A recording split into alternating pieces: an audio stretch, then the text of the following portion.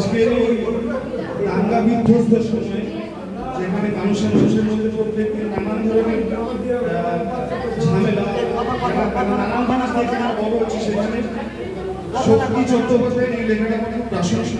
লেখাটার নাম মানুষ। মানুষ বড় কাঁদছে, তুমি মানুষ হয়ে পাশে দাঁড়াও।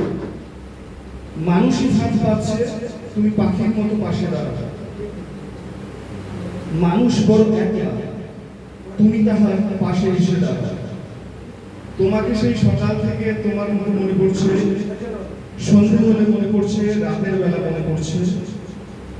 মানুষ বড় একলা, তুমি তাহার পাশে এসে দাঁড়াও।